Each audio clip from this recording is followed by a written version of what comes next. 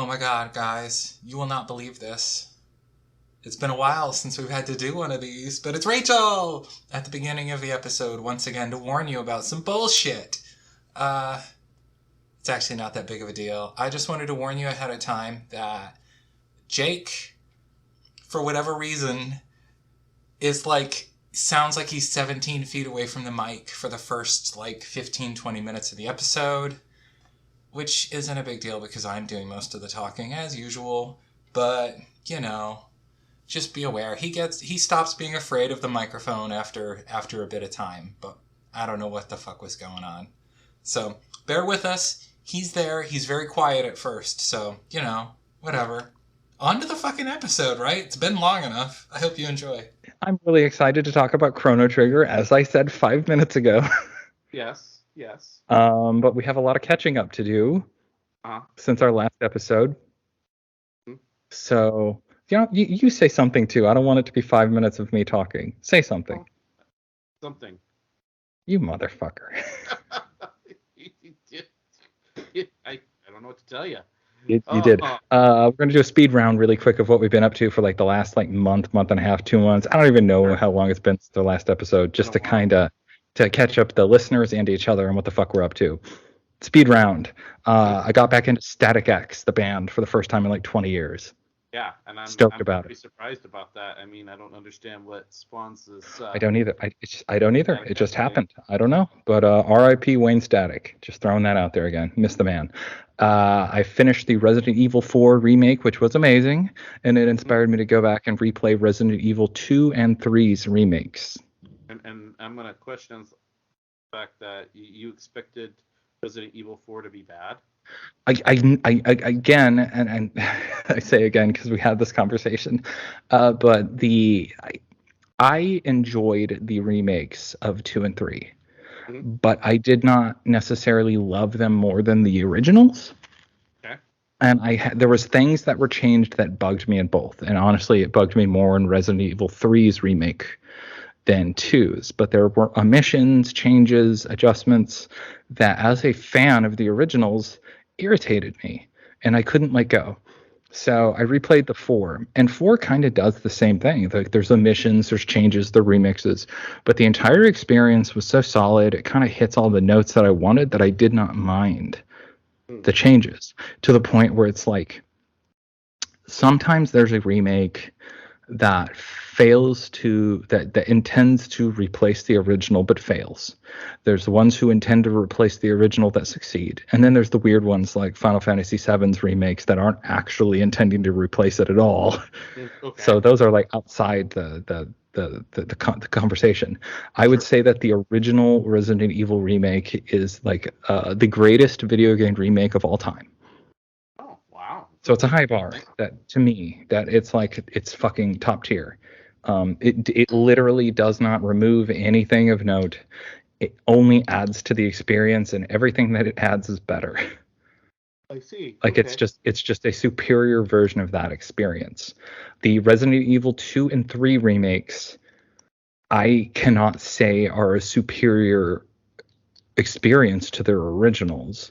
I think 2 is really close, and I think there's an argument that could be made for 2 because it does a lot of things really good. There's a lot of really excellent additions. It fleshes out the gun store owner's story a lot more, and honestly, painfully, if you're a parent. The gameplay is obviously modernized, if that's important to you, and it looks really good. But there's just character interactions and stuff that I miss from the original, and it fucked up the A-B scenario thing. Which I don't need to go into detail about, but just, they did things that I think were poorly done. But the overall experience was really, really good. So I don't think it entirely replaces the original Resident Evil 2, but it kind of stands shoulder to shoulder as its own thing. Especially with pre-change games. Did they have the special characters that the original had? Oh yeah, Hunk and Tofu? Yep. Yeah. They did. Okay. They did. Yeah, they did not. I know there was an issue with some of the first and second playthroughs. That's why I asked. Yeah, how they fucked up the AB stuff, but they kept those, thankfully. Resident Evil 3, I originally was really lukewarm and kind of upset with because where they fucked up In the original Resident Evil 2, when you play through the B scenario, and only the B scenario, it unleashes this character called Mr. X, who's basically like a tyrant, like the boss from the first Resident Evil, in a green trench coat, and he appears at random at certain points and is like super powerful and like kind of chases you through the story. Okay. But he's like a defeatable enemy. Okay. And it's just like, it's a cool new thing that's only in the second playthrough, basically. It's one of the things that makes the A-B scenarios so fucking cool. In the remake, they added him to the game, but he's in the main scenario. He's tied into the main plot, and he's an undefeatable enemy who just stalks you through like sections of the game. So you just have to constantly run from him. So what they did is they basically made like a souped up version of the Nemesis from Resident Evil 3, who stalks you randomly through the original Resident Evil 3. And they, unlike Resident Evil 3, where the Nemesis is defeatable, Mr. X in the remake of 2 isn't. So then it got to the remake of 3, and it's like, well, you already made a better version of the Nemesis character in the 2 remake, and you can't one up that unless you had him chase you through the entire fucking game, which they didn't do. They made one section in the beginning of the game where he kind of like chases you freely through multiple areas, and then everything after that is scripted. Okay. So it's like the main enemy and the thing that makes Resident Evil 3 special, they kind of fucked up by doing it better in the Resident Evil 2 remake and not being able to one up that. Okay, so and then themselves in a sense. A little bit, yeah. And then, which I didn't hate. Like, from a plot perspective, how the Nemesis is integrated into the story is still really good. It's just like the drama from it after that initial encounter it never reaches that height, because in the beginning he seems like an unstoppable fucking monster and he ruins your day, and then every point after that he's not that big of a deal, and you're like, oh, okay. Because everything after that is practically scripted or a boss fight or whatever, and it's just like, all right, not a big deal. I just run from him here, and it's the original Resident Evil 3 has a lot of like open exploration, and this is way more guided in it, and it removes the not random enemies, the multiple enemies, and there are sequences in the original where it like the screen freezes and it's like, here are 2 options you can do. It's like a mini choose your own adventure at point where it's like the Nemesis shows up and you can either jump out the fucking window or you can shoot a gas tank behind him, and it's like, which way are you going to do? And each time you do those, it changes what happens next a little bit. Gotcha. Some ways big, some ways small. And that's fucking cool. Like, and they removed it, and that's not present at all in the remake. So there's just things like that which upset a lot of the hardcore fans like me. But, and I say this because the only reason I go through all that and explaining why it bothered me in the first place is because upon replaying it with fresh eyes and kind of giving it the opportunity to kind of be its own thing, it's still really good. Like, I still really enjoyed it. If I kind of remove that like bias from my experience with the original, like I can appreciate it for what it is.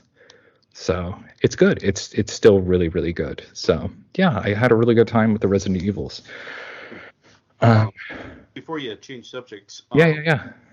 I gotta call into question a little bit regarding the developers between 2 and 3 and why you would do that necessarily. But why wouldn't you make Mr. X defeatable, and then when you come to Nemesis, because that's what the game is, what 3 is about, is Nemesis. Why wouldn't you just make him undefeatable? I don't think they thought that far ahead. Apparently, because I think that they made 2. And then they're like, this did really good. We should remake Resident Evil 3. And then they're like, fuck, what do we do? Right. And that game's development was a bit rushed. It was a different team because the team behind Resident Evil 2 moved on to do Resident Evil 8. And another team did Resident Evil 3. Gotcha. Okay. So it was just kind of like these guys had a short window of time because they released it like a year later. Like it was in development before 2 came out, but like they wanted to get it out really fast. Well, so I mean, and isn't this like the second remake of those games?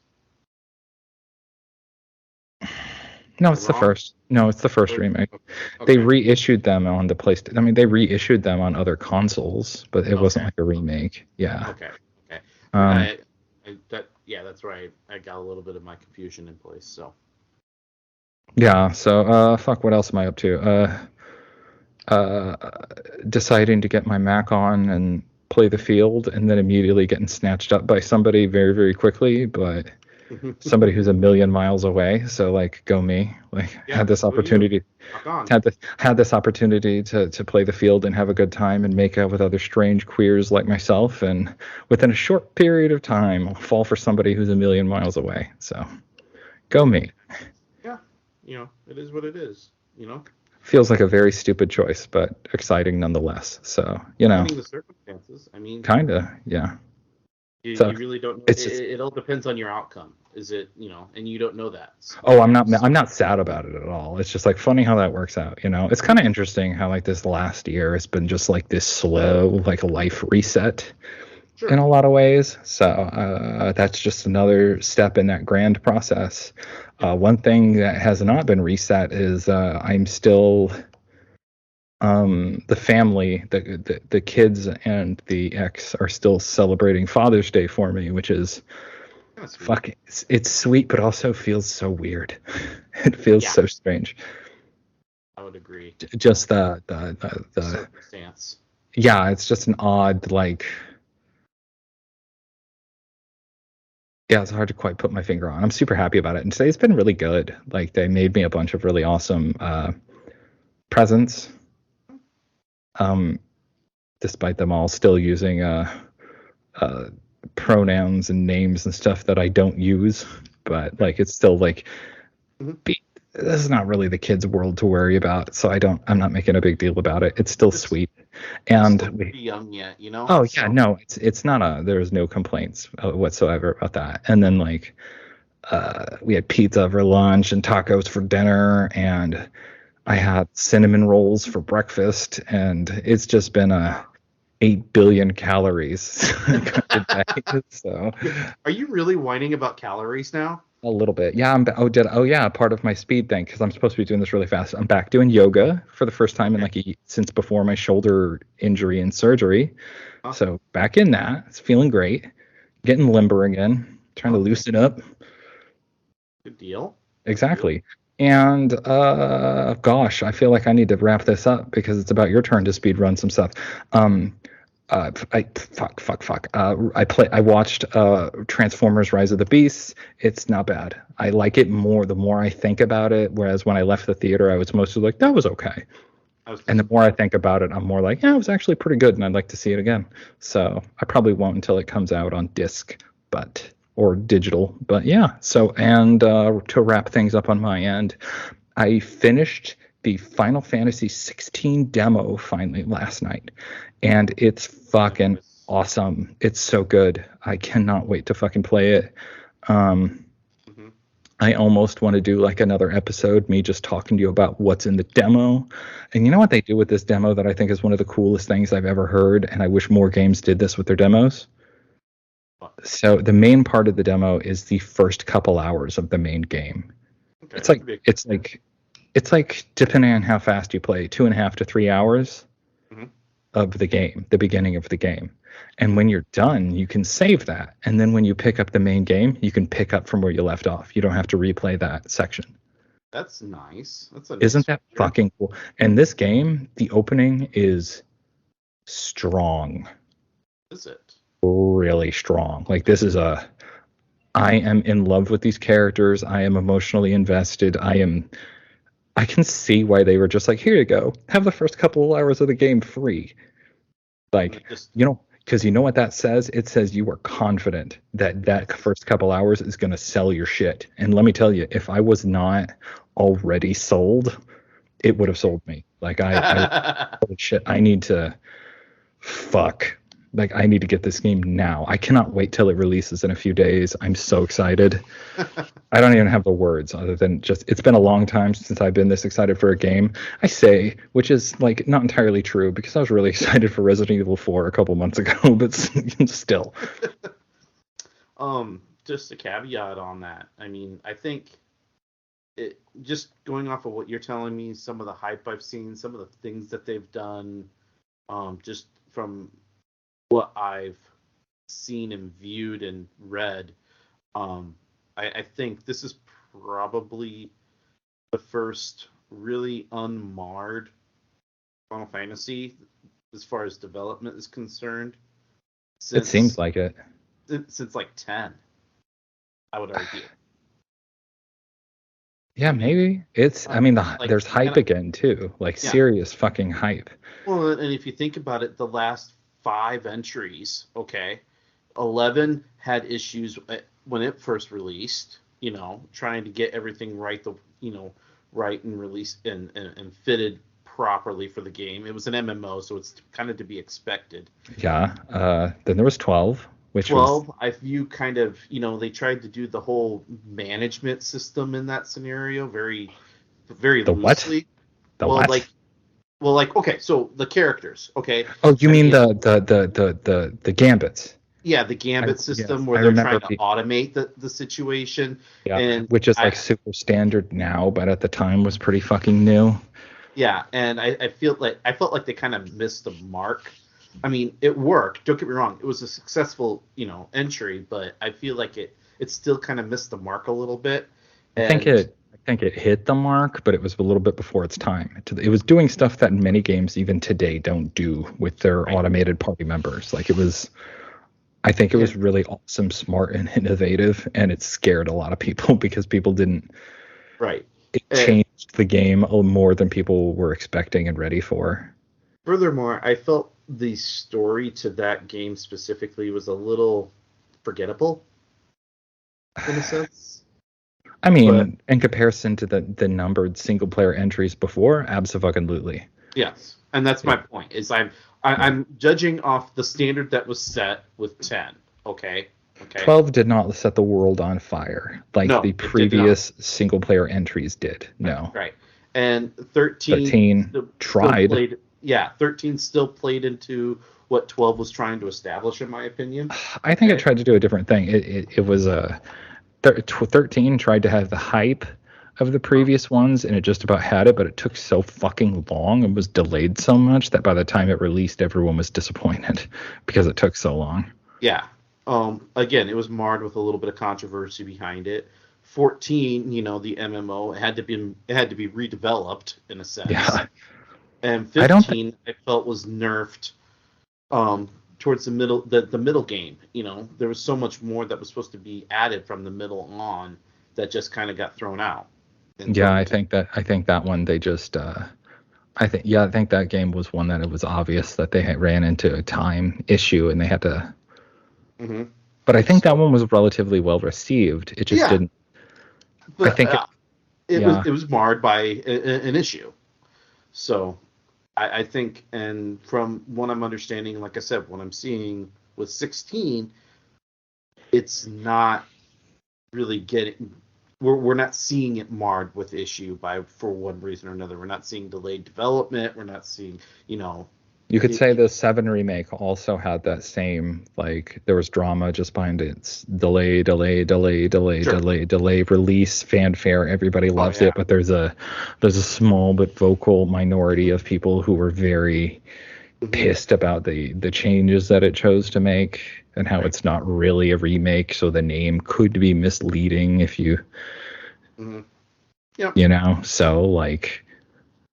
It was not without its detractors. So I don't know. I think that game was well enough received that I think there's been a rebuild. I think 15 laid the groundwork. The improvement to 14, the 15 being relatively well received, the 7 stuff being good. Like the 7 remake was unquestionably, I think, a good fucking game and largely well received in the fandom.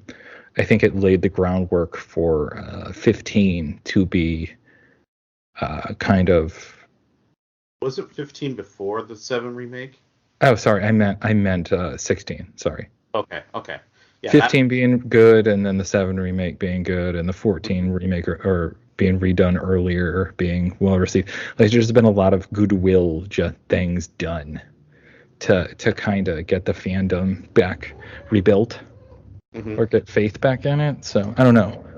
I'm hoping that things go well for it. I'm excited for it. I am super hype. So, but again, I just finished the demo last night. So, but it just, you know, yeah, it hooks and grabs you from what you're saying, and you're thoroughly intrigued to play it. Are you gonna play it before me in this scenario? Or are you gonna wait? I am not gonna wait whatsoever. Oh my Fuck fucking you. god, no way. I will not wait. This thing I'm so excited about. I cannot wait.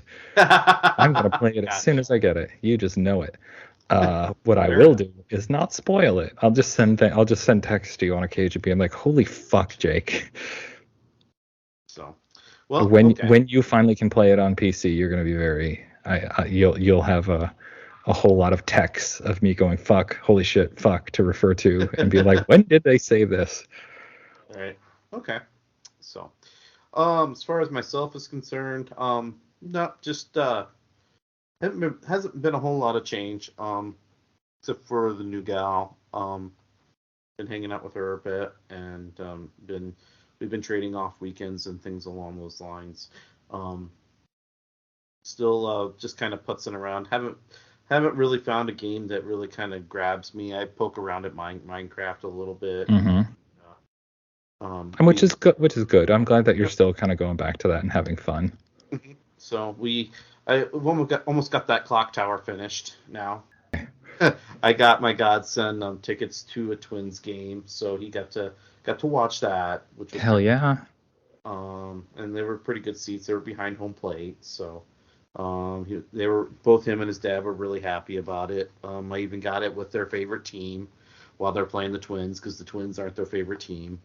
And then I went to this conference, and fun fact about this conference that I attended this last week, it was actually an 8-bit video themed conference. So anything NES, Atari, old real retro games was considered, and they had like little arcades sprinkled around the area that you could play, like Hubert and Frogger, and I'm trying to think of some other ones that were there. Galaga was there, you know. Oh, that's cool. Yeah, that was the whole thing. And then they had stickers and things along those lines.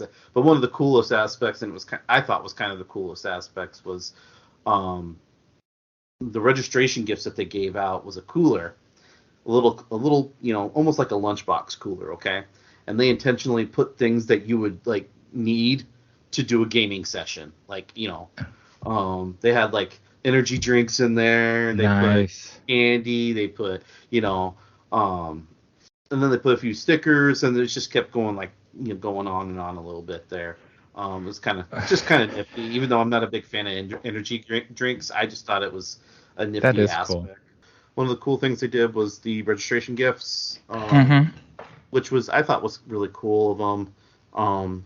And you can obviously multi-purpose that little a little cooler, either for a lunch pail or something along those lines, which I'm gonna do. But the second kind of, it wasn't the coolest aspect, because I still maintain that the registration gift was probably the best. But we had an event that we went. Well, we went to a location, and a lot of this conference likes to surround itself with drinking, which I'm not a big fan of, and networking. I understand the point of the networking, and I understand the point of the drinking. It's to loosen people up so they start talking to each other. I get that.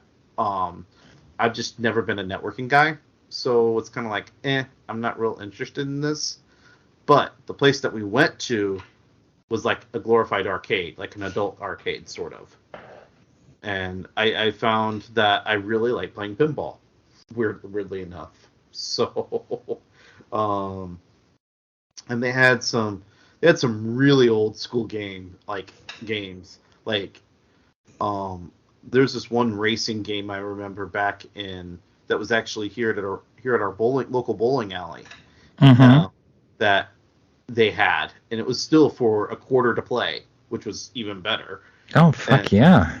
Yeah. So had a lot of fun. Had a little bit of fun with that. Just a little bit of nostalgia. I whenever I encounter nostalgia, it's like a nice warm and fuzzy, and I big old like safe space, like warm, beautiful hug, like an old teddy bear that you come back to. That's how I feel about nostalgia. So you can imagine what I was like, oh, this is awesome. They didn't have NBA Jam, but I think they had a predecessor of NBA Jam there, weirdly enough. Oh yeah, like what was it? I can't remember, but it didn't have it played like it looked like it played verbatim of NBA Jam. The difference is that they didn't really have like the teams were not set up. Oh, okay. And the players were not. They just had arbitrary. It was like a NBA Jam without licensing. Okay. Okay. So I mean, they still had the how you steal, the shots, the he's on fire, the way they dunk the ball.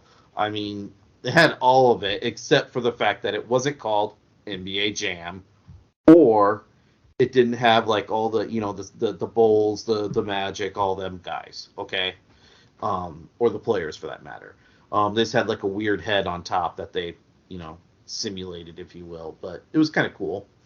And the one game I really, really, really wanted to play and I couldn't because I don't. It didn't. The quarter slot was jammed up, and I didn't have any problems. And that sucks. Yeah, it was Guitar Hero. Fuck. Yeah. So. I remember there was a bar that I would.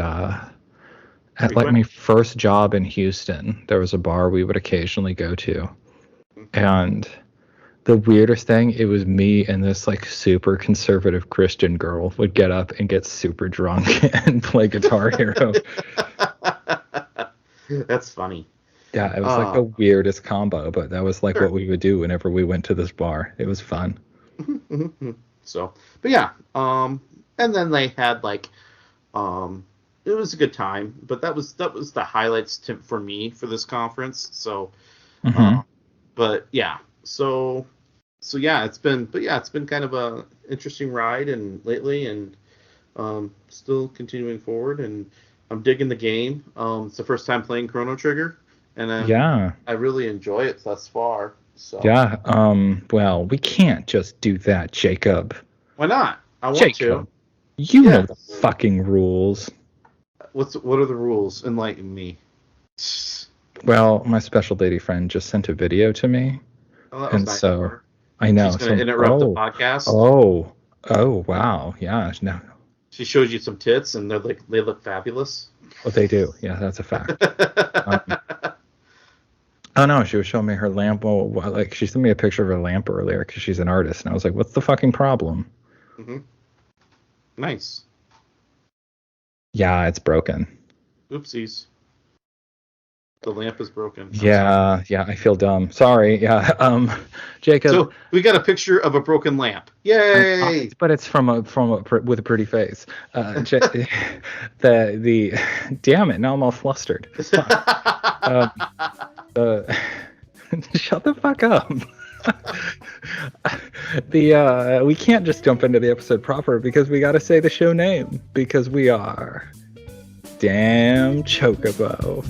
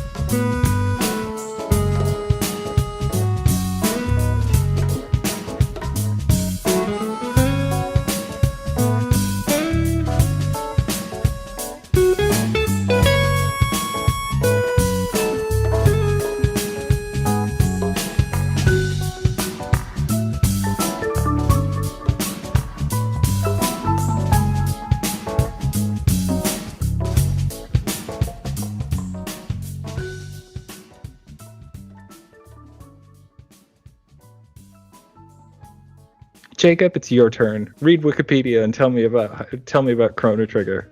Okay, give me a second here. I gotta pull it up. Or yeah, like I mean, you know what I do, like kind of some quick basics, stuff that like. Okay, Chrono Trigger is a 1995. You're actually gonna read developed the and published article. by Square. It was originally released for the SNES as the first game in the Chrono series. The game's development team included 3 designers.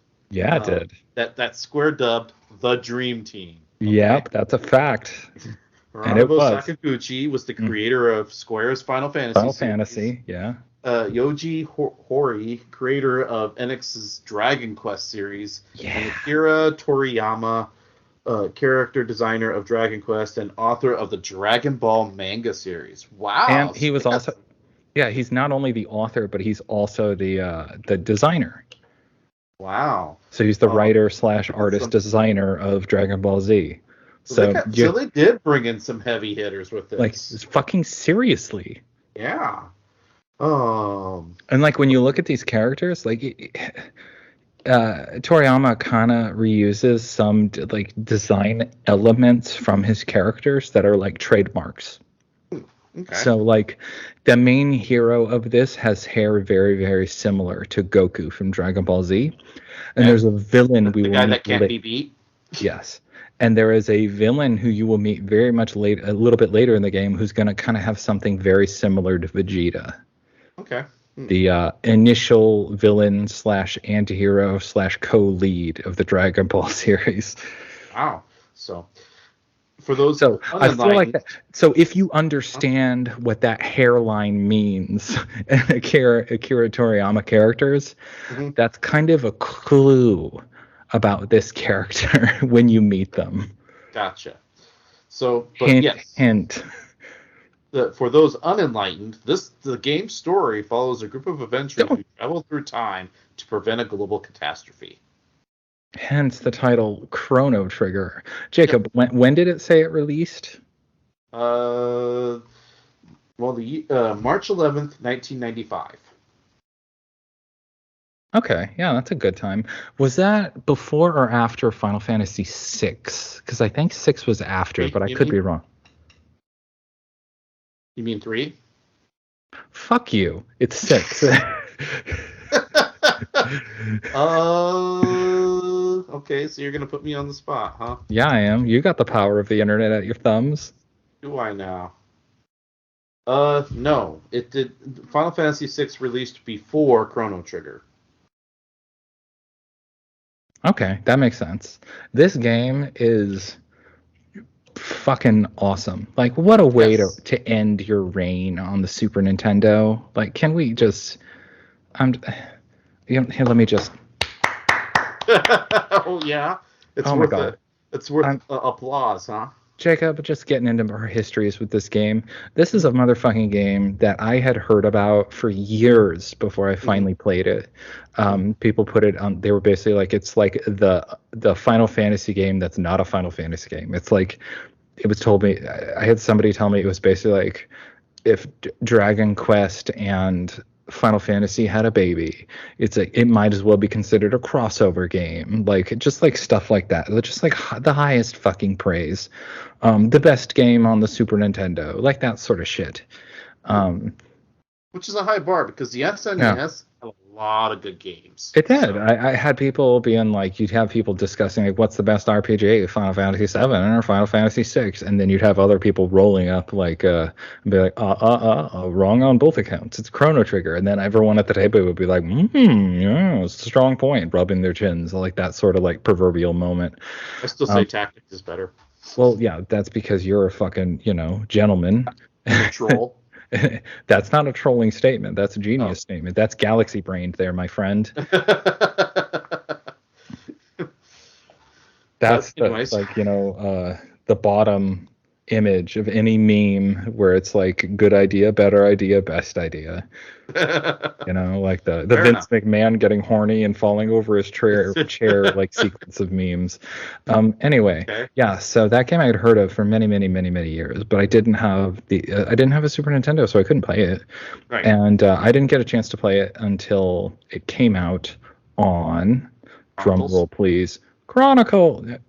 Yeah, it was Chronicles. It was the second compilation of old Final Fantasy games for the PlayStation. And I snatched that fucker up, and then I proceeded to not touch it for like a year. Well, I mean, I got you beat. I know you do. Oh, you do, huh? Because I I know you have do. Chronicles. I I know you got do. it for a birthday, and I have still yet to play that game on there. Yeah, we were all bad Or about that. or Or four four for for that that matter. matter. I Yeah. actually cracked that game open and played it the initial time, the summer break between my freshman and sophomore year of college, when I actually had to go back to Iowa State University because my grades were so shitty that first year, uh, and that I had to take summer school. And I think I Like, remember that. I think it was one of the few times I visited because you were still yeah. in Towers then, weren't you? I not for You the were. summer though. They didn't have us in Oh. the summer. They had a smaller dorm that they had us in. Oh Uh, yeah, I think I yeah, did visit that one too, I though. think you may have, and Yes. it was like the one summer school I took that was not voluntary, Ah, and the only one I probably should have taken if I was smart. Thankfully, it was successful at scaring me straight and making me actually finally do my schoolwork. But for fuck's yep.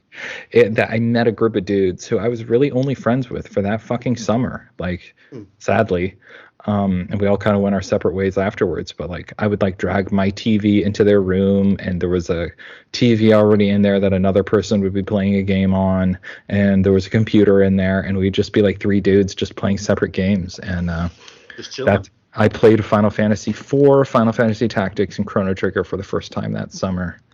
Wow. Yeah, That's a really heavy hitter it's summer. oh my god, right? Like there's a reason why it's so fucking memorable. You would think we didn't do anything but play games, Yeah, which is mostly accurate, if I'm being quite honest. I don't think I even have like a time period that actually compares to that. As far as great games is concerned. Oh The my god, closest, my freshman and sophomore years of college would be that level. I mean, the only thing I got close to that was when I played, 7 and 8, in tandem.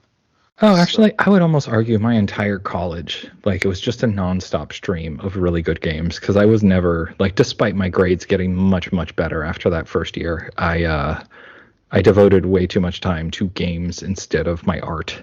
So okay. that was Fair enough. a mistake I made that will pay for forever. Oh well.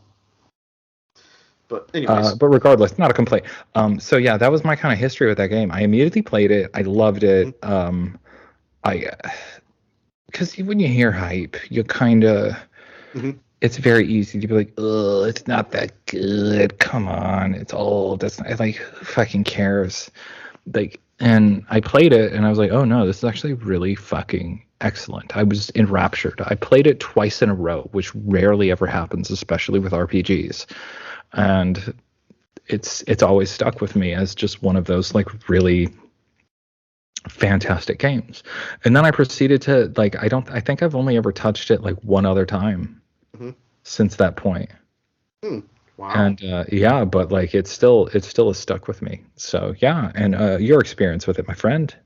Well, so I don't really have a lot of experience with it. It was first mentioned, and I did witness some gameplay with it. It was between two individuals. It was the same one that I always have Yep, like experience Miles. You with. always went to Yep, Miles' house. I knew that was yep. coming.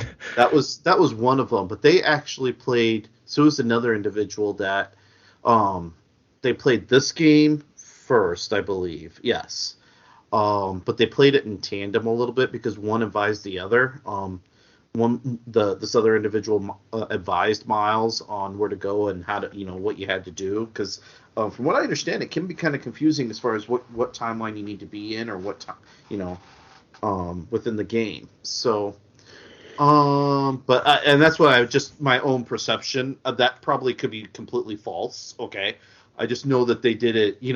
They had to work in tandem because they didn't have game facts, to really rely upon. So I think they did at one point consult a little bit of a strategy guide in some capacity, maybe like through some of the Nintendo powers at the time. But ultimately that was the most exposure to the actual game that I had. I had heard, good things about it, and I weirdly enough, like later on, I heard that, I heard about Chrono Cross, like as kind of the spiritual successor, but not really the sequel to this game. And I thought, oh, that's going to be a good game. I'm going to pick that up, and it was wildly different than my expectations as far as what I saw how I saw Chrono Trigger being played. Yeah. So, I got about 10 hours into that game, and it kind of fell by the wayside. So, because I really had difficulty trying to understand the actual mechanics of that one. But anyways, back to the point, I did request for my birthday one time, or either it was a request or I actually bought it. I think it was a request I think I got it as a birthday gift because I wouldn't have accepted the case that I got it in. I would have. Oh yeah. Kind of. Well, it's a shoddy case. Okay. It's straight up like it's like a, I don't know. It's a plastic case that you would not normally get the games in. But I did request it, and they bought it for me. So, okay. So it's not like the original case, is what you're saying? Okay. No, but the original games are in there along with the booklets. Okay. But it was Final Fantasy IV, and Chrono Trigger, and weirdly enough, I don't think I've ever actually I think I might have opened it a couple of times, the actual case, and maybe brought the game out for whatever reason, but never actually started the playthrough of either one. So that's kind of the reason why it stayed in the case the entire time, and I've never really been inspired because I didn't really understand the gold mine that I had, because I'm loving the game thus far. It is absolutely fun. It's not too hard. I'm starting to understand the mechanics a little bit because I'm a slow learner in that capacity, as we know from my history. So thankfully the game is being a little bit forgiving in that capacity. So I think it also helps. You chose to play it with turn-based, right? Yes. Yeah. Because ATB is less forgiving in the boss fights. Gotcha. Okay. Yeah. But I think we can probably dive into the game itself. This game has one of the my overall kind of, I don't even know overall, something that I think is worth pointing out in the very beginning is that this game, if I could sum it up in a word, is charming.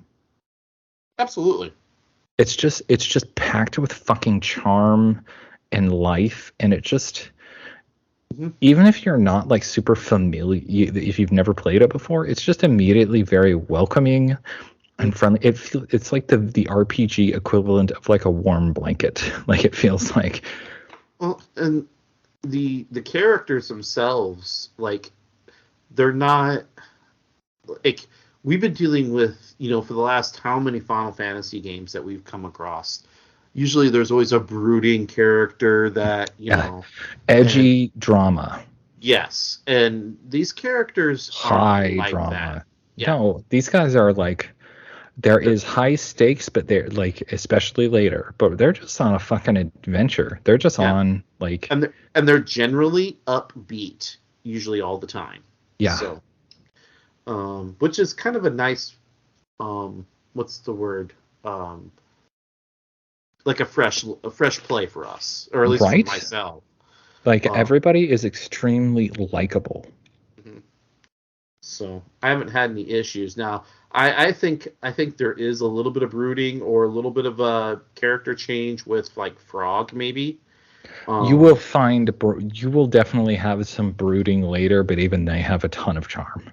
Gotcha. Because I know, because that was kind of the vibe I got, because we briefly had Frog introduced to us in this playthrough, so and that was kind of the vibe I got from him a little bit. But anyways, yeah. But yes, and I think the most refreshing character is it's not Luca, it's Marley. I think it is the princess. Yep. Yeah. Do you pronounce it You pronounce it Marley, right? Well, I don't know how to pronounce it. Because I don't think nobody knows. Nobody knows if it's Right. Marl or Marley. Right. And like I don't either. Yeah. So, but I just looking at it, and it's like, okay, but you know, very very upbeat princess. I mean, I would almost like she's almost like if you were to equate her to candy or dessert, she's almost too sweet in a sense, but it fits. I'm not. That's not a complaint. Oh yeah, I'm just no. it's just kind of the vibe I got. So She's very, very, very, very likable. mhm. So, and I think everyone is to some extent. So, Sure. Yep. Your main character Chrono, I love the beginning of this game. I love that it's just like this. Well, it's You wake up in bed. The game opens with your mom waking you up. And you're like at home with like how many RPGs like acknowledge your family? Right. Like when you're a younger character, like yeah, I can't think of a lot of Final Fantasy games that do that. So right, like it's just even the younger ones who could have a parent, like so, and to do so just right away, and it's not even just like this is the kind of game like you don't need to worry about his mom being kidnapped and murdered right in front of him or something like that. Yeah. Like that. Like this is like it's not an issue. And it actually like starts in an era of good feeling in a sense because they have it's 1000 AD, and it's actually during like a Millennium Fair, you know. Yeah. So they're actually having a big celebration because of the turn of the millennium. So, which is kind of cool in itself. I mean, how many of those do you actually start in an era of good feeling, you know? So, but, yeah. And early on, you're told to go meet your inventor friend at the fair. So that's kind of the main intro is like you're going to the fair. You're going to meet with your friend, who's this girl who's assigned like an inventor scientist girl. Yep. So. Okay. Luca. So you go to the fair and you kind of dink around and you have a whole bunch of little things to do. Yep. And yeah, you would actually have a stupid little race, and I got it, but I didn't a little bit. So yeah, that was just one of the many little things that you can do, and they've got dual currencies going on with it, which is kind of off-putting a little as far as this this early in the game, but it only really matters here though. Yeah. So at least and much of this is the sort of thing you could ignore.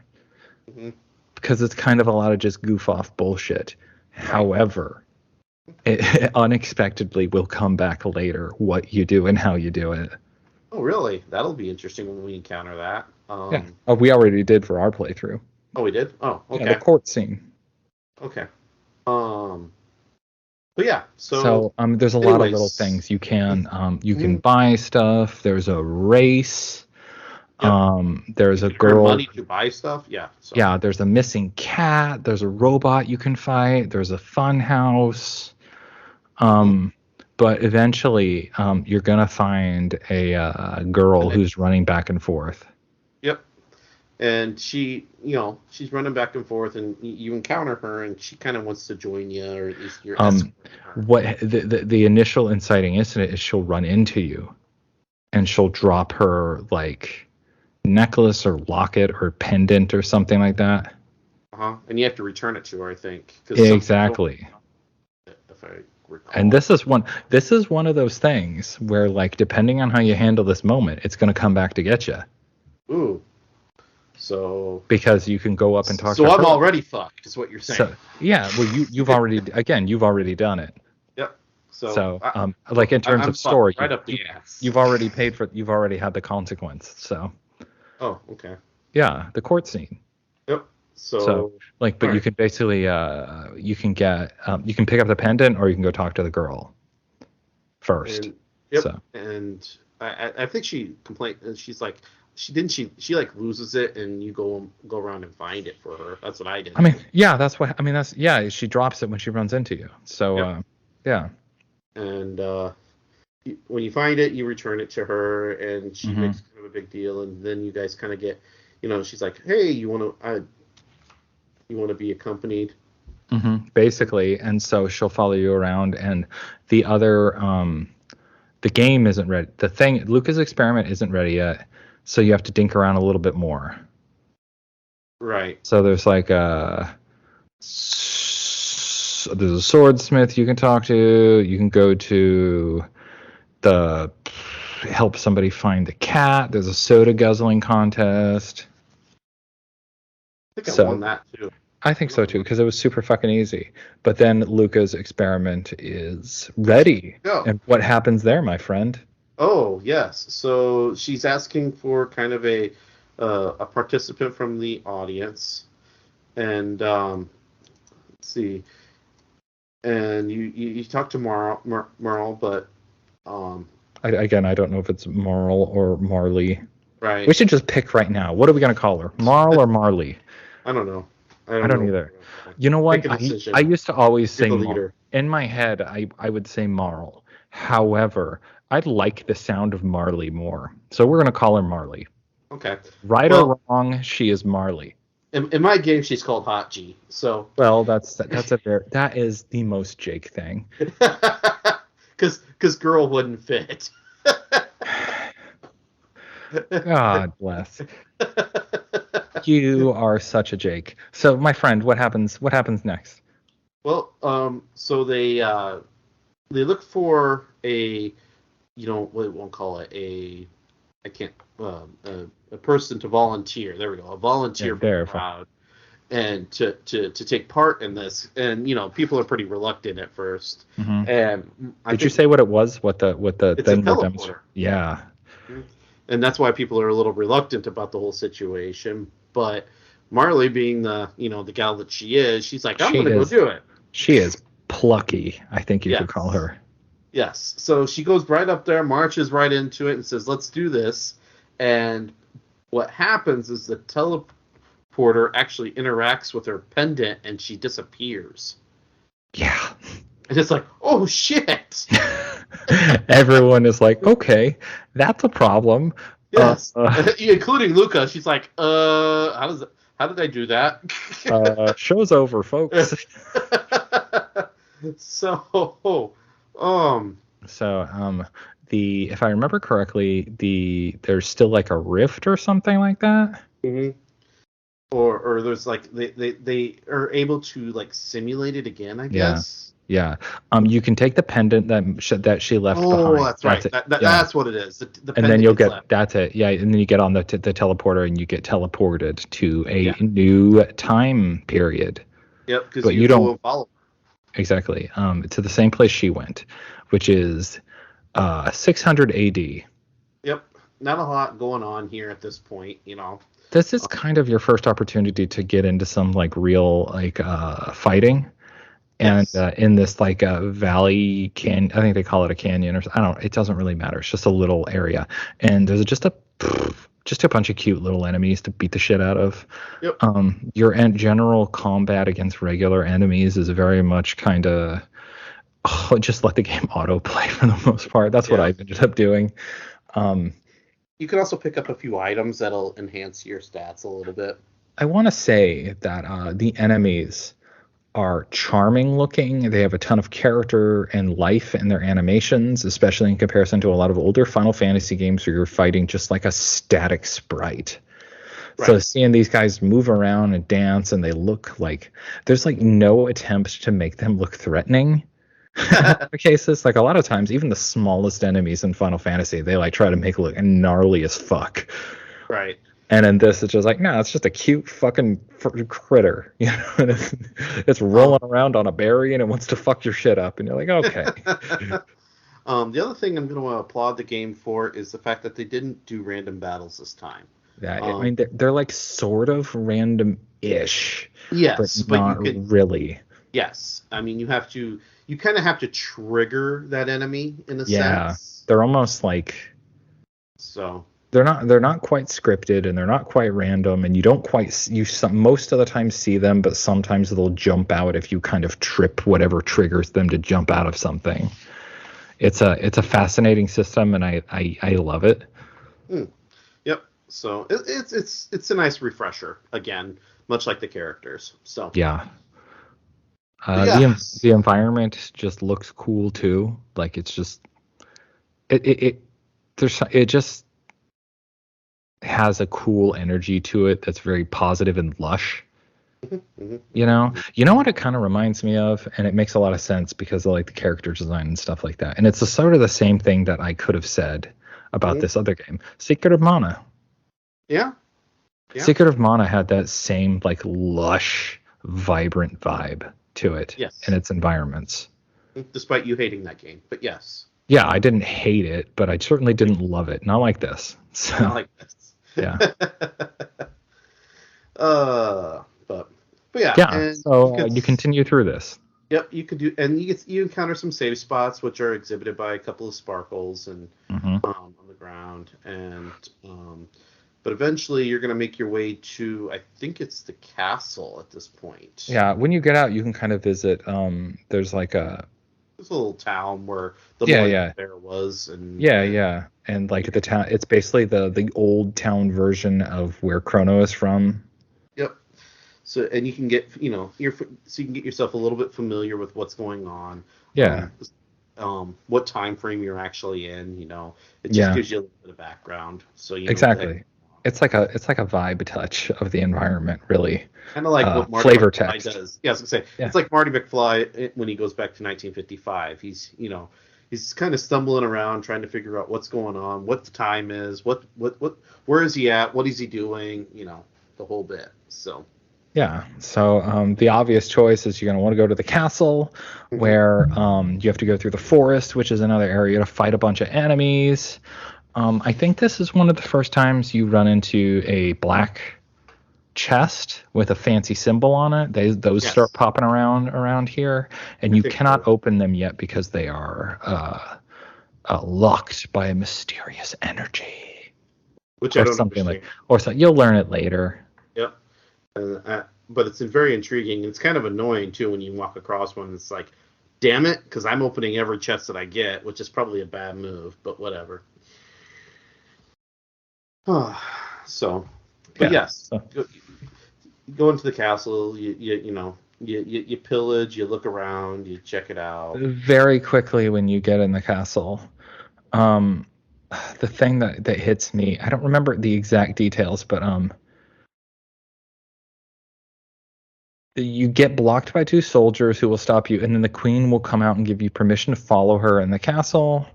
And you can kind of talk to the king and everyone, and you are basically like, he thanks you for saving Queen Len's life, even though she's been acting weird lately and lost her pin. And then you go up, you basically explore, and when you go talk to the queen again, it's actually Marley disguised as the queen, because they look very similar, because the queen is her ancestor. Right. Yep. So basically what you learn here is the queen disappeared. Yes. Marley appeared in this time. Marley looks like her ancestor. They think that Marley is the queen, and she assumes that position just because of the nature of things. Exactly. And while you're here, you go rest, and the next day, I think, is the next day when things go to shit? A little bit, I think. Drop show if you but yeah, I mean,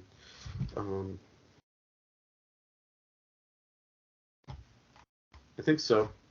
Yeah, because at some point around here the queen disappears. Yep. Because everything, like, they never find the real queen because she was kidnapped or something like that. Right. So because she disappears, because if they never find the real queen, then she dies. And if she dies, then Marley's not ever going to be born, because the family line is going to be cut short. So that is another Back to the Future moment. So Luca shows up from her time. She comes, she follows you back, and you guys basically go on a quest to rescue the original queen. Yay, so we're off to find the queen. Yeah, and I don't remember if there's some easy hint that suggests why we go to this next area, or just because it's the most obvious area on the map to go. but you kind of go to the cathedral nearby, where if you visit earlier, everyone is acting very strange. Yep. And they all and this time around though, they all pop up and they because you show too much interest in the area, and they all come to attack you. Exactly, and it's fuck shit up. Yep, and it's actually they turn into They turn into to monsters, which are relatively common in this area. They're like snake women monsters or something. Yeah. Pretty straightforward. Nothing trivial in this, in my opinion. So. Yeah, and then after this fight, Luca is going to get jumped, and before that happens, this frog jumps out of nowhere and saves your ass. Yeah, kills it with the sword. So Frog joins you in the party, who literally at this point is just named Frog. Right. And now you have a 3-person party to explore the cathedral. Yep, or dungeon, if you will. Yeah, it's basically kind of... I would say this is your equivalent of like the first actual dungeon. The other combat areas weren't really... I would call those more like... Because they're this game... area. General world stuff. This game includes those little bits of like world air environment traversal because it doesn't have battles on the overworld. Right. So to make up for that lack of combat, it throws these little traversal areas. Like you got to get through this little environment area where there's some battles to progress to some space after it. But they're not true to God dungeons in any capacity. Yeah, exactly. They're just small little areas to kind of have some combat in, but they're not like a dungeon like this is, which is a larger area, more exploration, maybe some puzzles of some sort. Mm-hmm. There's a little bit of items to pick up that are not kind of nice to have type situations. So, but yeah, basically you just kind of explore this area at this point. Trying to look for the queen, wherever she may be, and eventually I think you come to a boss fight, right? This whole area, there's a lot of just exploring, and inevitably you will get to a... I mean, I can't really think if there's anything notable to say about it, right? You explore the area, you fight a bunch of stuff. Yep, find a bunch of stuff. I mean, it's just like, I would argue it's just like, exploring any other dungeon, if you will, in Final Fantasy or Zelda or in this case, Chrono Trigger. Nothing particularly fancy about it. So you'll see some of Frog's, abilities, which are kind of interesting. And Frog kicks ass. Yeah, he really kind of lays the smackdown on these guys. So, but yeah, so. And you learn some abilities and things as you progress. You gain experience and things along those lines. So, but inevitably, you will get to. I'm trying to think if there's any other notable encounters on your way through. I know there's a couple rooms you'll go into where you can talk to monsters who are just chilling out. And they're in disguise as like a knight and a regular person, and they're just like, boy, it sure sucks being in disguise all the time, blah, blah, blah. And I know there's one you go in there and they're like, hey, you don't have to be in disguise like anymore if you don't want to. And then they fight you because they realize you're not actually in like human disguise. So just like little things like that. Yeah. It's kind of cool. But inevitably you will get in a boss fight against like... Yakura. Is that what there is? That's what his name is. It's Yakra. Is that actually a boss fight? Okay. That one is, yeah. Okay. Because you encounter the Chancellor, which you... Right, he transformed. They try to convince you to leave. Yep. They're like, no, everything's fine. Leave. And you're like... And this is the same guy that kind of gave you shit at the castle, too. Yeah. He's like, he didn't really want you snooping around for whatever reason, so...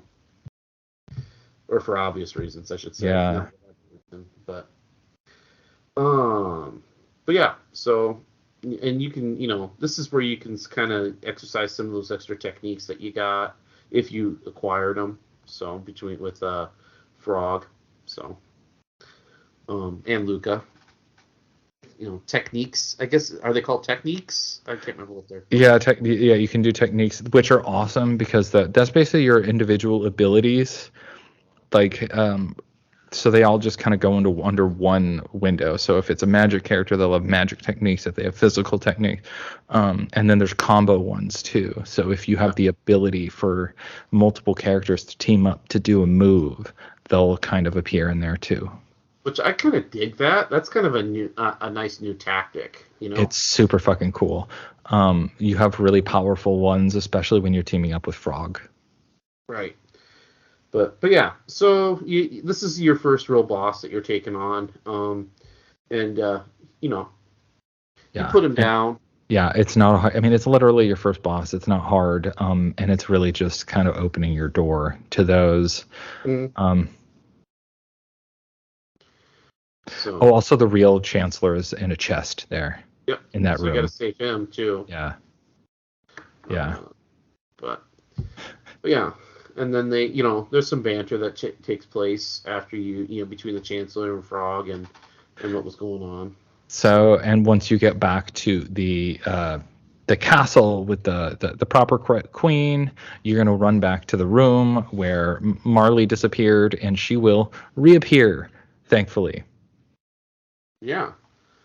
And now that the space-time continuum has been corrected, history should not change at all, right? Yeah, you would hope. So you basically just kind of exchange words with everybody, talk to Frog a little bit, and then get the fuck back, out of Dodge, back home. Backtrack all the way to the forest where you originally appeared, and you can head back to regular time. Yep. So, and it takes you back here, back to 1000 AD again, right? Yeah. Here, once you do that, you can take Marley home. Yeah. Because you find out, because at this point, she's the princess, and she probably needs to return to whence she came. Mm-hmm. And you know who she is now. She has, during this process, you've kind of learned who she actually is. Yes. And so, as you return, you're being accused of kidnapping for the most part. Yeah. I kind of like that when you learn who she really is. She wants you to just treat her like normal. Right. Well, and every princess wants that. I know, but it's like she doesn't want to be treated special. She doesn't want to be called princess. She literally just wants to be called. It's almost cliche, I would call it out for. But for the time, we'll let it go. Kind of, but in a lot of Final Fantasy games, you don't get that. You get fucking high and mighty people who got sticks up their ass, who want you to respect their authority. Like Steiner from 9? Yeah, I mean, generally anyone of royal blood wants to be, I think the only exception I could think of any, fancy person is probably Renoa is a pretty fancy person, but she necessarily doesn't want to be treated. She was never really a full-blown princess, though. No, but she's just isn't she the daughter of somebody fancy? The daughter of a general that you beat the shit out of. But I if you really want to equate it to somebody, I would argue it would be Noctis. For the better part of the story until he actually, gets, to that last quarter or so and actually becomes king. Otherwise he's just a whiny little dude a little bit for the most part. That's true. Yeah. So, the other, I guess the other argument might be, I'm trying to think if there was one. I mean, Garnet isn't really. She tries to play the role of just a standard peasant, but it doesn't work. She's very hoity-toity. So. Well, but at least she makes an attempt. Okay, sure. She is. You're right. But yeah. So, anyways, we digress in this. Well, you get accused of kidnapping Marley for the most part. here. Yeah. It goes by the Chancellor. By the fucking Chancellor, King. Like, you can't say king because there is a king, but like Lord asshole. Which is kind of bullshit. Just a giant fucker. Yes.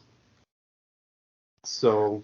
This is your moment where, you're basically put in court, and everything that you've done thus far earlier in the game, like at the square, is going to be held against you, depending on how you handled it. So, if I recall correctly, well, I'll just say I was declared innocent, but they kept me overnight anyway. Yeah, it was the same thing. It was like, what the hell? I don't. I thought you were guilty. No, I wasn't guilty, but they're like, we're gonna throw you in the clink anyways. Oh yeah, because once I was basically, because like they bring in people, like I rescued the cat. Yep. Mm-hmm. Yeah, I did all this stuff at the beginning of the game. But they were like, you know what? We're gonna throw you in there anyways, just because. So it's like, well, what's the point of this then? What was the point of the trial if you're just gonna, exactly sentence me? Keep you overnight at the very least. But the worst, like, the most annoying thing is once you're tossed in there, the Chancellor comes back and he's like, "This motherfucker's been like, we're gonna execute him tomorrow morning," and you're like, "What the fuck?" I was supposed to get 3 days. And even the guard was like, "Wait, what? I didn't hear that." He's like, "Just do it." Okay. And then some of them come out and say it's like, that's a little fucked up. Not in that context, but they kind of come out and say it. They're like, we know you shouldn't probably be doing this, but we have to do it anyways.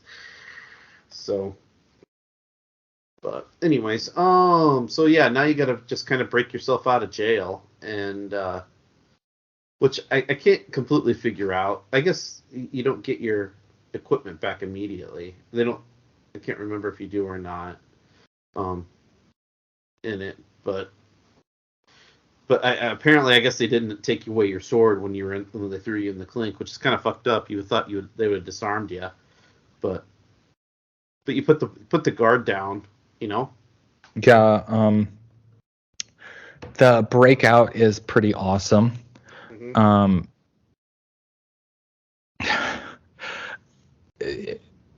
I'm trying to think what you actually end up doing. Like, I think the dude comes in. Either way, you jump him. You just fight a lot. In this whole area, you're just fighting guards. And the the thing that gets me is how quickly this goes from, like, for me, you're unjustly imprisoned. You're found, and you were found innocent in the court. Regardless, all these motherfuckers are out for your blood. Yeah. So you're literally, like, what the fuck did I do to you, man? You're literally forced to respond with a lethal, Yeah. You don't have a choice in the matter. You have to kill them. Yeah. And it's like, in other games that might be something that is dealt with, but in this game it's like, fuck no, you're just a goofy kid on an adventure to escape out of here. So you're just like this teenage kid murdering fucking trained soldiers, knights with fucking katana. Yeah, and I would argue that you almost like, there's way too many items for this not to be some sort of treasury or something, because there's all kinds of chests everywhere. Chests everywhere. There's like ways to slip around into other jail cells where there's like dead dudes and stuff. Like it's pretty gnarly but cool. It's pretty wild too later when you get to like the main guard or whatever's room, how he's got like a letter about the situation. I think it's almost, isn't it forged? I think so. I think it is too. So, but yeah, you can, you pick up all the stuff, you manipulate, and eventually, or either that, or you find out that it's actually damning evidence that says that you were, Do you want to know something kind of awesome, Jake? And that I didn't know? You don't actually have to break out. Oh. You can actually just wait and be taken to execution, and Luca will show up and rescue you. Oh, that's funny. Yeah. But if you do fight out like we did, you just run around and beat up a lot of motherfuckers. Right. And eventually you do come across, like, the boss fight in this is like a big old dragon tank thing. Yeah. Before you even fight it, there is a note. Okay. It basically tells you that What the strategy is for yeah, this thing. it's like a top secret document, and it's the manual for the dragon tank, and tells you that basically its weak spot is the head, which shouldn't be a problem as long as some nut job doesn't run up to it with a sword. You mean like us? Exactly, like us. So it's like resistant to range fire. So thankfully, you know the secret, and you leave, and on the bridge, the dragon tank shows up, and it's got 3 sections to attack. It's got wheels, a head, and a body, and this whole motherfucking fight is fast and fucks your shit up. Yes, very quickly too. Oh yeah, especially like in your turn-based, so at least you have time to think. I'm using ATB, so it is lightning quick, and there's no time to dick around, and I lost a couple times because it was too fast for me to keep up, but I got it together. And that's gonna happen in this game. The boss fights, like the main like enemies aren't shit, but you get to the boss fights and it just steps up like seriously. So the head heals. The wheels will make it charge at you and smash into you, and I believe the body shoots electricity. Gotcha. Yeah. So the so then you basically have to take out the head first, because the head will always respond by healing everything else. So you need to destroy the head. Right. Yeah. And then the rest kind of take care of itself a little bit. Exactly. And the end of it, there's like a really fancy move with Chrono jumping up and smacking into it, and it explodes, and it's pretty great. Yes. And then the Chancellor comes back out in this scenario. Mm-hmm. And he's got you trapped on both sides, I believe. But what the heck? I can't remember what. There's a point where the bridge explodes. I think maybe Luca makes the bridge explode. Or the thing, the tank. Or maybe the tank. The tank blows up. The tank makes it explode, yes. And because and the guards and the Chancellor kind of fall over and make a bridge for you to get out. Exactly. So you kind of just like run across them. Yep. Which is pretty awesome. I think that right there is like the tone you're going to get out of this. It's like a silly Saturday morning cartoon or like a Disney thing, like silly shit like that. Then you basically exit, and you're being chased by guards, and you run into the forest, and you end up running to another kind of teleport gate. Yep. And you're like, well, this seems like a bad idea, but Marley's like, what are our alternatives? Fuck it, let's do it. Yep. And this is where you end up going to the dystopia area. In the future. And I also like how like the king came out and was like, you gotta quit this nonsense. She's like, fuck you. I do what I want, bitch. Exactly. So you go to a new time zone. Yes. And it is like, it's decrepit. Like I said, it's dystopian. These people are not having a good time. It's a bad time, that's for sure. Yeah, it is the far future, a post-apocalypse. Yep. And one of the things I do like what the game did here, or what the developers did, however you want to say it, is with the when you make the first jump, they don't necessarily tell you the time frame until you talk to some of the locals. And the same thing occurs in this scenario too, is you don't really know, and it has question marks down at the the lower right hand corner, indicating what period you're in. So I'm like, oh, this is interesting. It intentionally like leaves you in the dark. Exactly. So it makes you think that it's super, super, super far in the future. And in a way, it kind of is, but it's far, but not like super, super, super far. Like nowhere near as far as you think you are. Yeah. Um, so, but yes, and they have domes here, and it's like, okay, what the heck is it? These domes. And but you find as you traverse, you find out a little bit more, not a lot, but a little bit about what this time period is all, and what's happened. So, um, Yeah, one thing that I think is kind of neat about this area and that really just kind of touches on its humor is whenever you go to use these like domes you visit that have survivors in them, they also have like this recharge station. right. And everyone there in these places is fucking starving. And you use a recharge station, you can kind of recover your health, and after you use it, it's like you feel you're like healed and fully rested, but you're still hungry. And it's like, oh man. Okay. Wow. I'd almost argue that I wish they would have kind of done something with that, as far as like maybe a status effect or something. Oh god, no, that'd be horrible. You don't want to deal with that. That's the sort of thing that if they had a hungry status effect, you would be pissed. You complained. You asking for a status effect is like me asking for I don't know. A dick on your elbow. An elbow, yes, a dick elbow. That's a strange thing direction to go. Yes, an elbow dick. God bless. What the fuck, dude? What a way to go. Well, I just, it'd be an interesting concept to play into. Oh yeah, totally. This first area, you kind of they don't know anything. They're starving. They don't know anything about the time period. It's miserable, but you're just like, I'm gonna make it work. Well, you got no choice. You gotta move forward. Exactly. Yeah. So, but you'll encounter rats and shit, and Mm-hmm. they'll steal your crap. Yeah. In this first area, like you visit, like these first people, they don't have anything and there's also like doors that you can't open yet. Right. Like those mysterious energy doors, like in chests, there are doors you're going to run into like that too.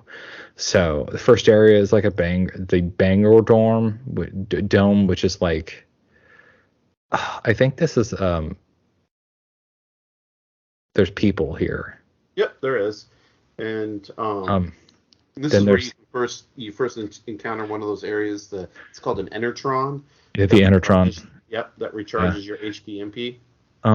But they don't know anything except for there's some person who left and went past the dome, the north of there, but it's you don't know a whole lot. Nobody's ever returned, basically. Right. So it's just they're pretty hopeless, and you're like, oh, I guess that's where I'm gonna go. Yeah. Well, there's two paths that you can actually go here. Okay. You can go to Death Mountain, or I think it's called Death Mountain, or you can, progress on to the next area. You can't go to Death Mountain yet, can you? I don't. Well, I know you can. Well, you gotta. I mean, you can go through the sewers. Oh, you haven't even gotten that far yet. We haven't even gotten to that part in the you have to get through the ruins of the dome, that first dome first. Right. I think. Because you go to Lab 16 first. So. I think so. Yes. You have to go to Lab 16 after Bangor Dome. Okay. Yes. And in one of these domes, I think it's the Tran Dome. You go inside, like they're hungry, and you have to work your way inside of it into the basement or whatever, and find the food because they think there's food there, but there actually isn't any food there because it all died and rotted and went away. Yep. And there was a dead corpse in there, but that you do find a seed. I suppose the notable thing in that one is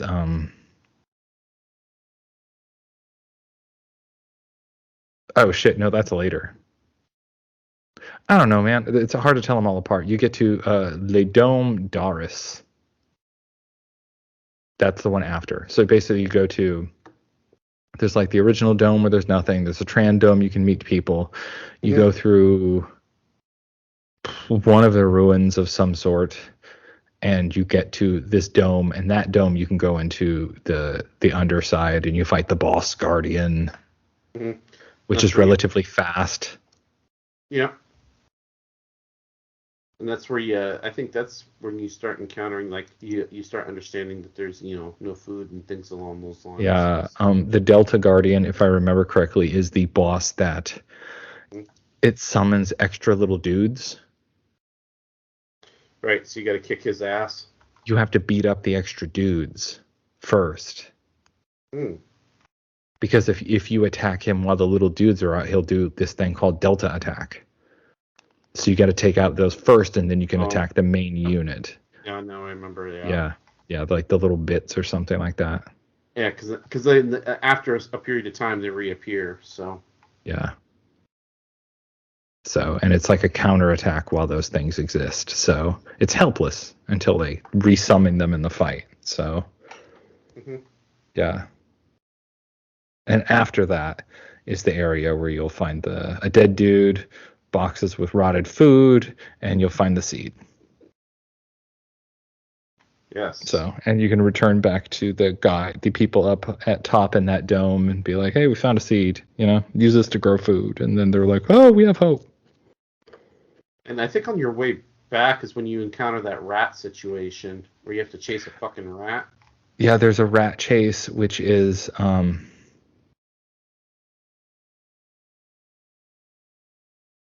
so there's the secret of the dome. The secret of the dome is that there's like first you have to chase this rat, and then the rat will give you the color combination or the button combination to password to get into the dome or to the control room. And in the control room, you'll get like an info center, and it kind of you'll be able to input your code. The important story moment that it gives you here, though, it gives you like an explanation as to what the fuck is going on. Do you remember what that is? Nope. Oh, it plays. You know everything.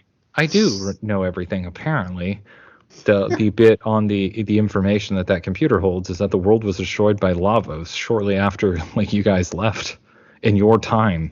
Oh shit. The earth cracks and lava. This giant monster named Lavos rises from the earth and destroys everything. Like just rains energy and destroys the world. Oof. That's brutal. Damn. So yeah, and that's why you guys are like, okay, well, we got to get out of here. We got to stop that from happening. Yeah, somehow, some way. And yeah, it's kind of like that's the moment that kind of gives the game forward momentum, because now your characters have a reason to keep doing this shit. Okay. Really, it becomes more than just a get home quest.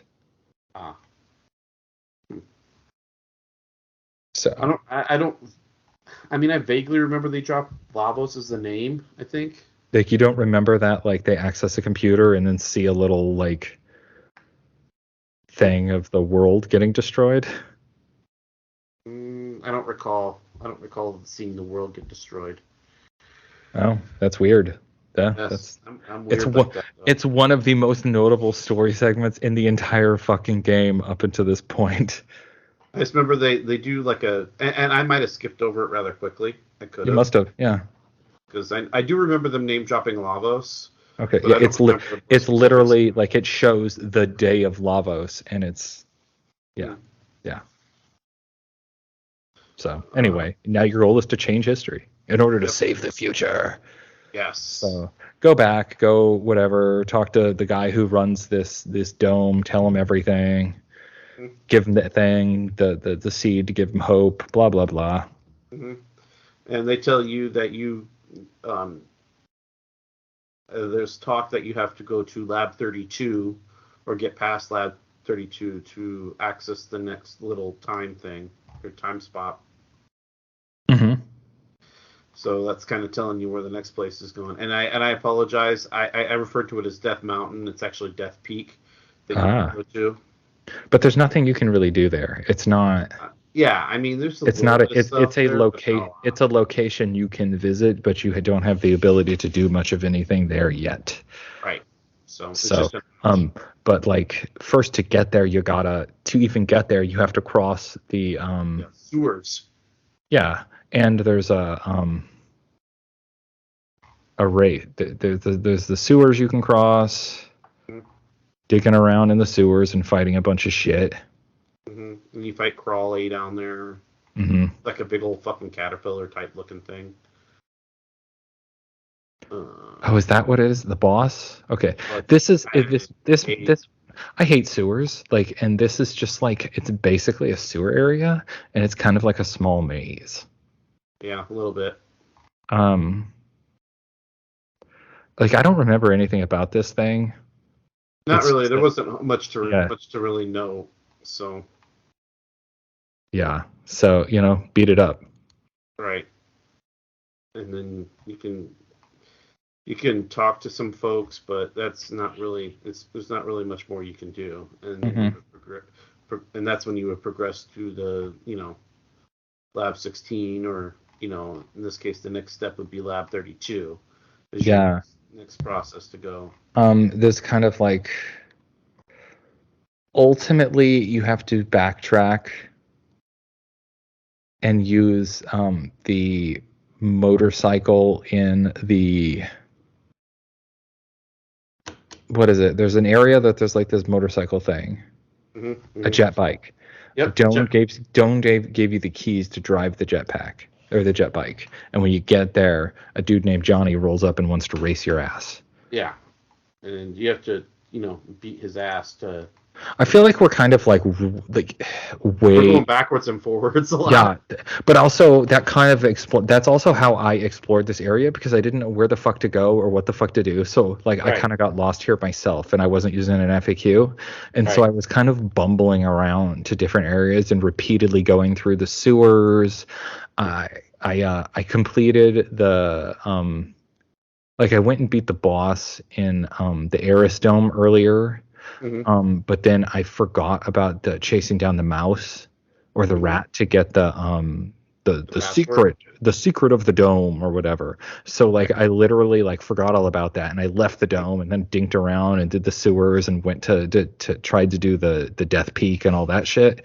And I had to like look at an FAQ and be like, oh right, I forgot about that fucking mouse. So it's like.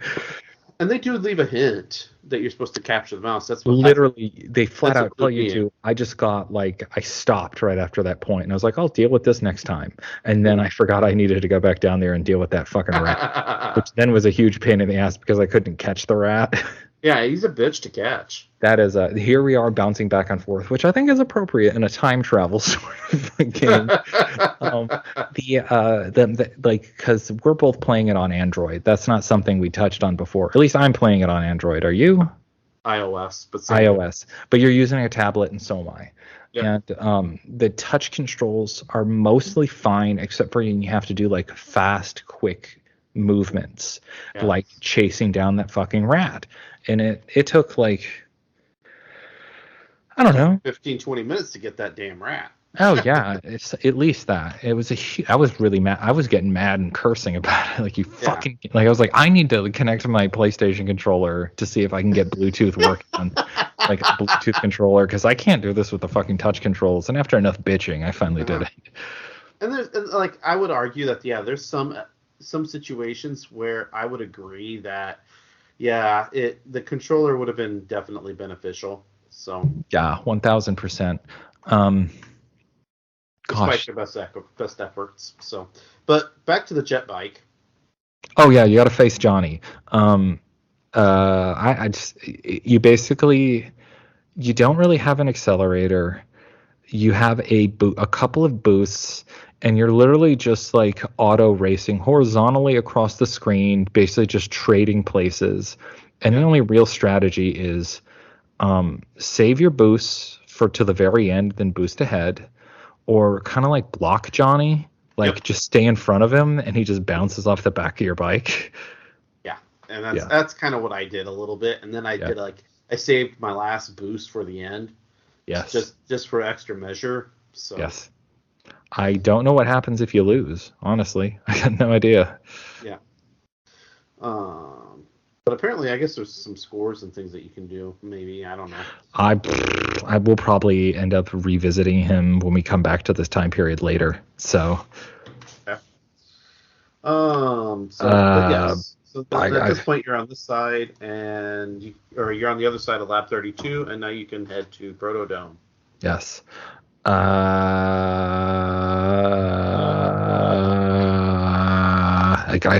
Is this the one where there's not a whole lot to do? You attack a couple. There's like a couple enemies, and very quickly inside, there's a robot who doesn't work, and then Luca fixes up real quickly. Yep, and you encounter and who actually names himself Robo. Yeah, because he wants it. I think we name him Robo. He's like, I don't know, man. He's just like, you figure it out, dude. And then Luca's like, Robo. We're gonna call him Robo. That's a perfect name.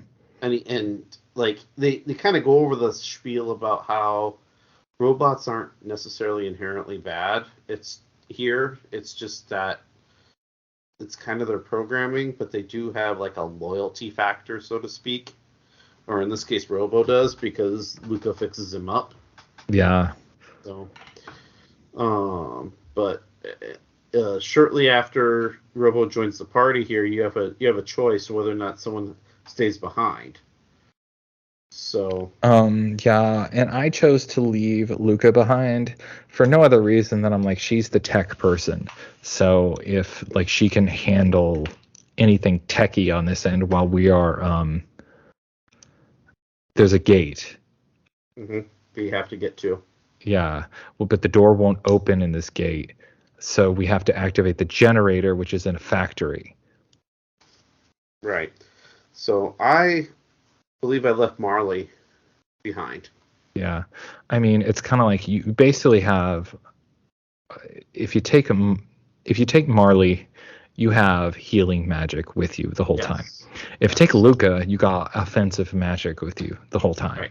Yep. So like, and there's and having Luca along, there's some very very very minor story elements that are added. So towards the end of this next little area. Oh, okay. I don't remember having Marley with me. I mean, she definitely reacts to certain situations. Well, I just know Luca does. Luca reacts to certain situations. Yeah, there's like something that happens later that she takes very personal. You head to the factory and you fight a bunch of robots. Yep. You do a little puzzle with a conveyor belt crane thing. Which is annoying as hell to me, in my opinion, but I dealt with it. It wasn't that big of a deal. Like you got to remember some color combinations, button combination things for a couple things. You run around and fight a bunch of robots. None of them are that notable. Mm-hmm. There is, I guess the boss of this area is.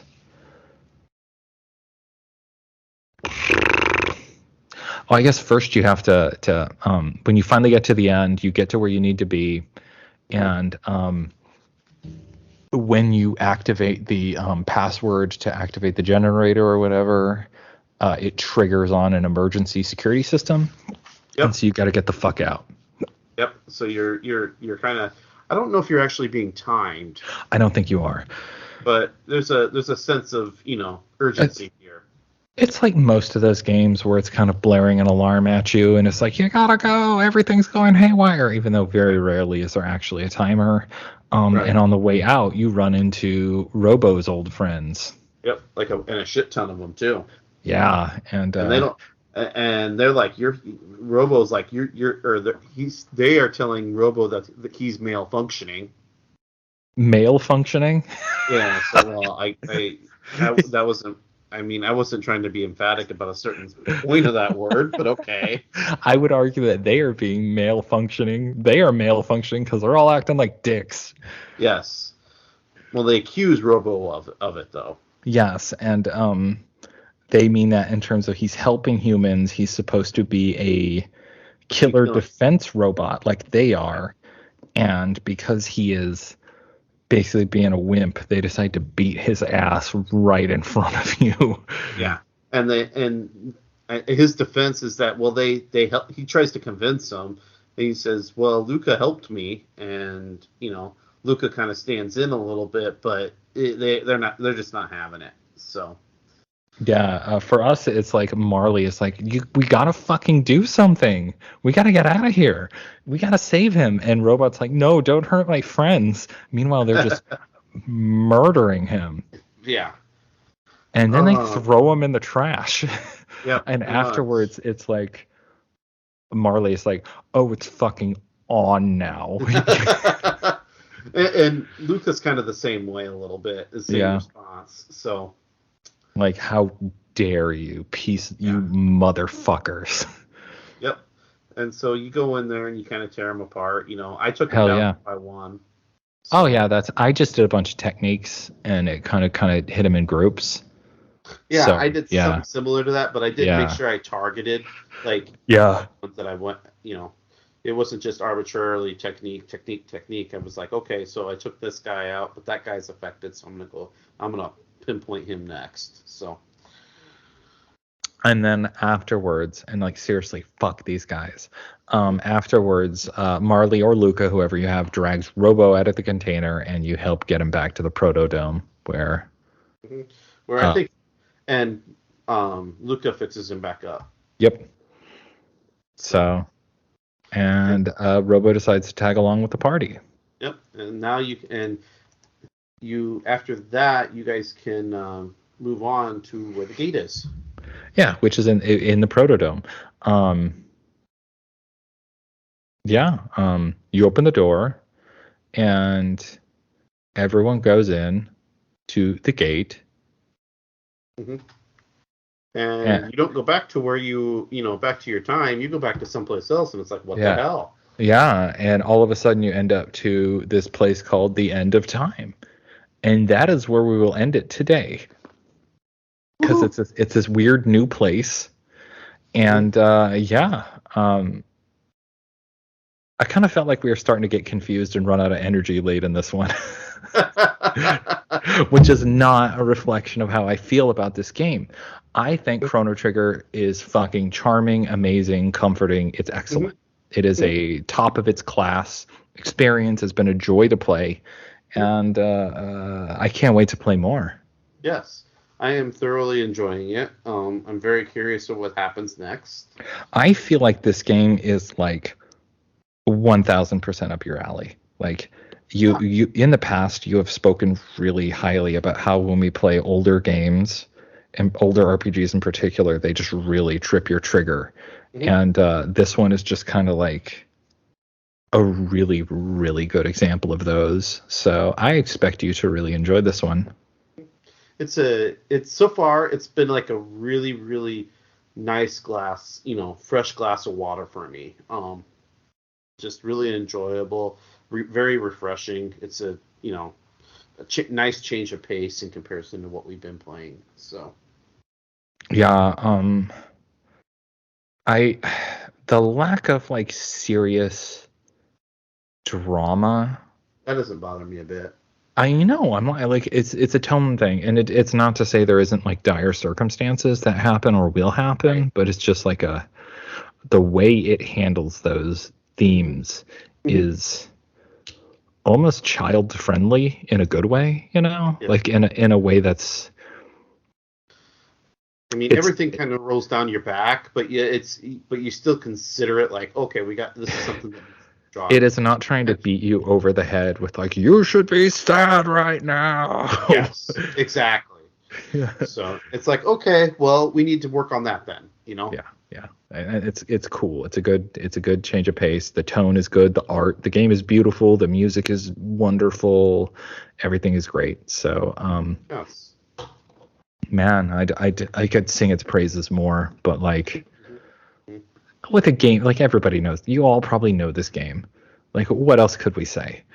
I think that this time we are going to. We're gonna.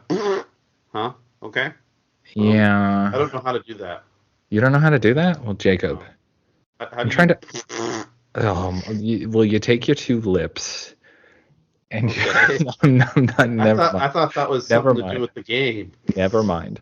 I'm trying to pull up an FAQ so I can look at the next steps. And my internet is being a jerk. So It ain't so. it ain't so, Jacob. I want us. I have an idea where I want us to play to, but I don't know if it's too far or not. So that is my concern. My God, seriously, what the fuck? Seriously. Just seriously. Oh my God. All right. You know what we're gonna do? What are we gonna do? We're going to play to.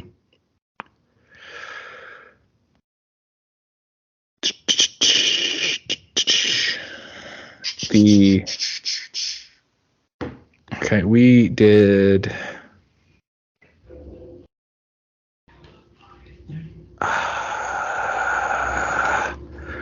The Fiend Lord's Keep. The Fiend Lord's Keep. Yeah. I don't know what I think I don't either. So somewhere is the Fiend Lord's Keep. I'm wondering if that's what we want to do.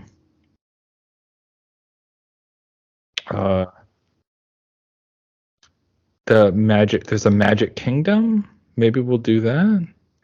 Okay. We're going to the Magic Kingdom. And like, let me see what this was referring to.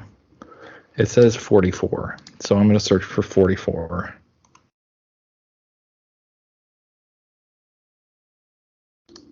Go to here, 44 dot. No results found. Close. Okay, cool. Nailing it. Trying to search this. Yeah, I'm nailing it. I'm doing so good. Oh, here we go. I'm going to follow this. So we are going to go to the Magic Kingdom. It's part 44 of this thing. Thing about using old guides as like your let's go here in your I don't know, roadmap or whatever, is like they're old, so they're not formatted like a modern thing is. Well, you should use the same guide that we used, same site as What did you? Caves of Narsh. Oh, okay. I'll do that next time. Yeah. Just that has it broken down similarly like we did with Tactics. So either way.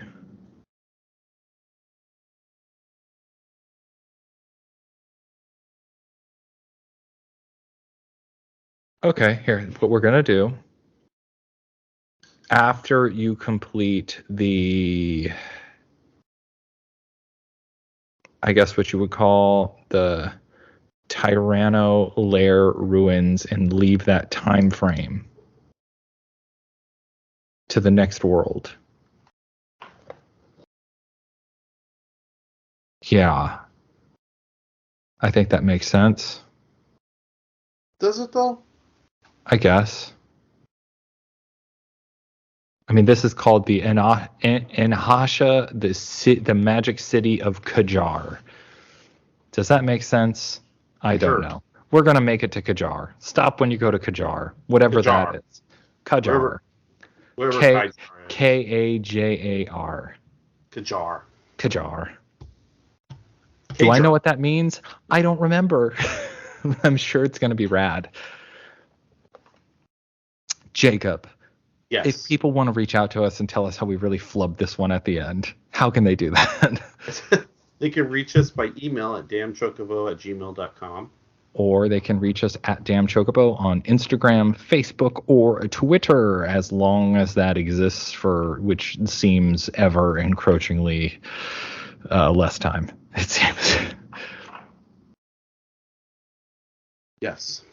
Not like how you were just like, I don't fucking know anything about Twitter. And that's appropriate. Yeah, I don't. That's right. It's fun to joke about that Twitter's dying because it feels like it's dying, whether or not that's true or not. Mm-hmm. Anyway, social media, fun, great. Reach out. If you reach out to on Instagram, please, for the love of God, send me a message. Otherwise, I will deny, because that is lockdown. So it's locked down. It is. So Not just anybody can look at my pictures, motherfucker. Snap. Yeah. So let me know you're a listener. Yes, let Then him it's know. okay. Otherwise, I got nothing else. I'm enjoying to play this game. I am excited to play Final Fantasy 16 later this week. Yeah, he's going to tell us all about it. Am I? I hope so. I hope You so should too. tell us about it. I will. Yeah. And I guess that's it for us, right? I think so. Yeah, all right. Well, fuck off, Jake. Fuck off. Fuck off.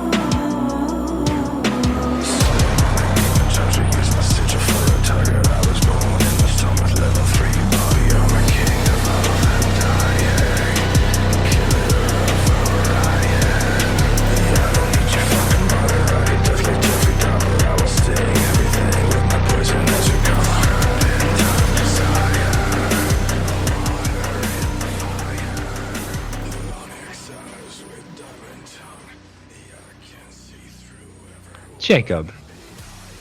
Rachel. My delightful, lovely friend of going on 30, 35 or 30, 36 years. Has it been 36 years? Roughly.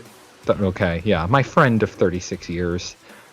What is your dedication for this episode? That fucking Chancellor, he's an asshole. Oh, perfect choice. Bravo. Fuck him.